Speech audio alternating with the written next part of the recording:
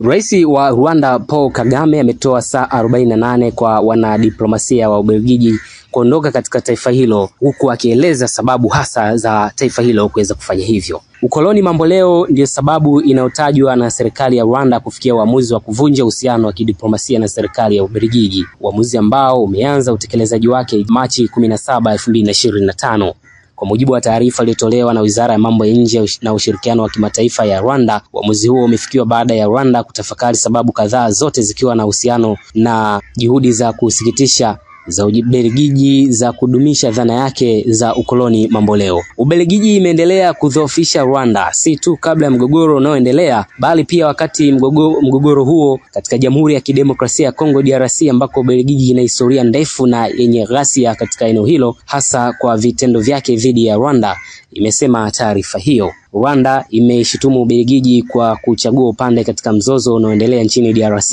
ambapo imekuwa ikituhumiwa na jumuiya za kimataifa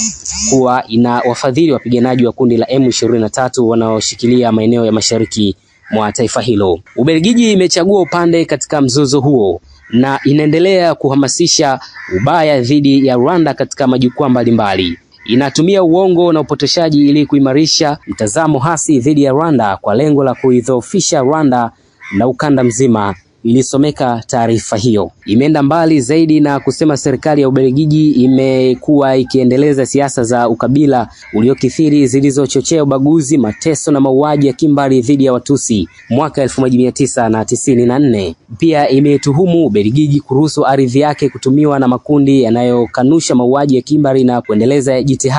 kuendeleza itikadi za kinyama. Uamuzi wa leo unadhihirisha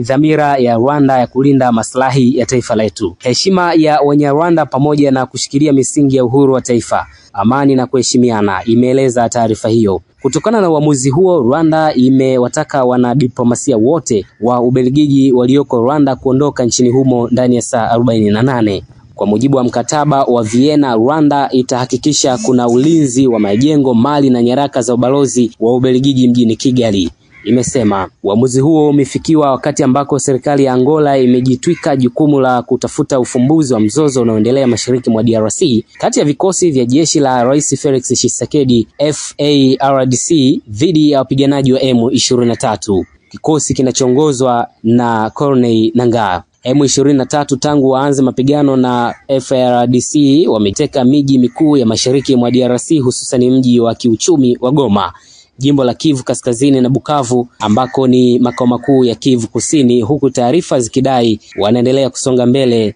kuelekea Uvira. Mtazamaji pamoja na msikilizaji, taarifa hii inajiri ikiwa ni haikutarajiwa na harakati mbalimbali na hata wafuatiliaji wa masuala ya kidiplomasia na siasa za kimataifa, geopolitics, ambako katika mkutano ambao ulifanyika katika uwanja mkubwa kabisa arena ya hapo Kigali, hotuba ambayo ilitolewa katika lugha ya Kinyarwanda, ambako rais wa taifa hilo Paul Kagame PK akihutubia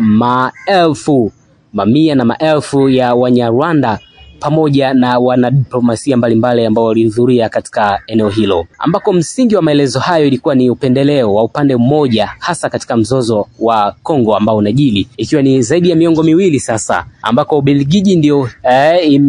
imekuwa ni kisababishi kikubwa cha mzozo huo kulingana na historia ya taifa hilo tangu enzi za mfalme King Leopold, ambako sasa Ubelgiji imekuwa haisemi vizuri Rwanda na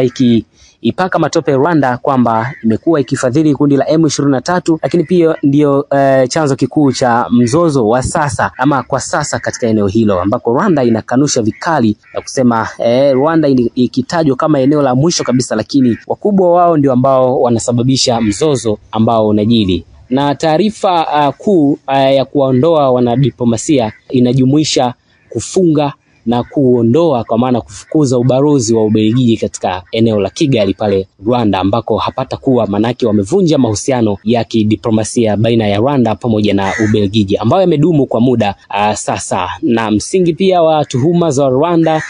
baada ya kuona Ubelgiji hawatendi haki, inajiri pia ama inaeleza bayana mauaji ya kimbari ambayo yalifanyika mwaka 1994 pale Rwanda, ambako zaidi ya watu milioni 1 waliuawa na wengine 800,000 walikimbia makazi yao, kwa maana kuwa wakimbizi katika maeneo mbalimbali na kuhama katika maeneo yao